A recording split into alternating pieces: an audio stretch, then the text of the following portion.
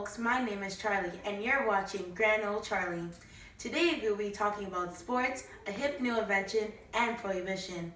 I will now pass on the lead to our very own Dorothy McKenzie.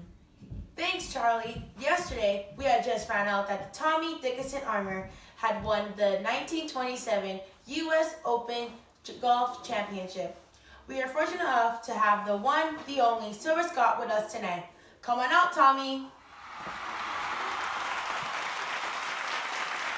Welcome, Tommy. We are so glad to have you here with us. Well, I'm glad to be here. Thanks for having me. No problem. I'm sure everyone in our audience and listeners at home would love to know more about your road to success. It's just dedicated hours of practice, commitment, and have fun with it. Remember, golf is just a set of awkward bodily contortions designed to produce a graceful result. Oh my, it's nice to have no flat towers on our station these days. Well, Tommy, thank you so much for joining us. We hope to have you on again. Of course, Dorothy. I actually have a little something for you. Oh my! A signed golf ball with a tee.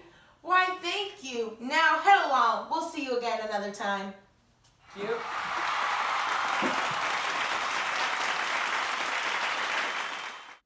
Moving on, we now have an exclusive interview with one of the greatest inventors of our time, Otto Frederick Rodreeder.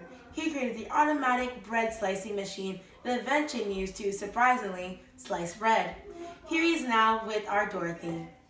Thanks, Charlie. Here I am today with Otto Rodreeder, the inventor of the automatic bread slicer. Tell me, Otto, why did you invent this? Well, Dorothy, the main reason would be for commercial use. But then I really thought it over.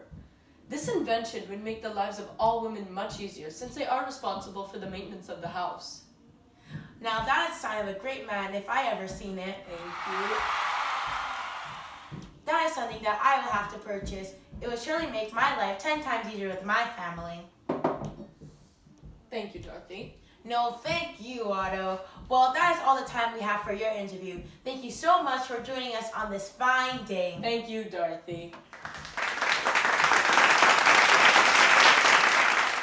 Thanks, Dorothy, for that hip interview. Otto sure sounds like the bee's knees.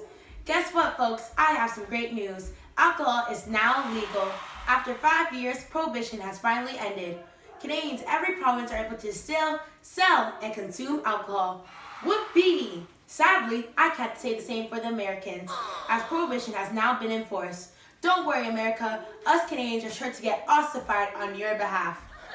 Before I head off to the speakeasy to get some giggle water, I say, let's celebrate. Here to lead us is our very own Flapper, Mary Gauntz, and Dorothy will be joining her.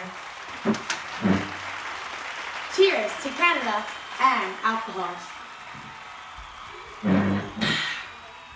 Hit it, jazz band.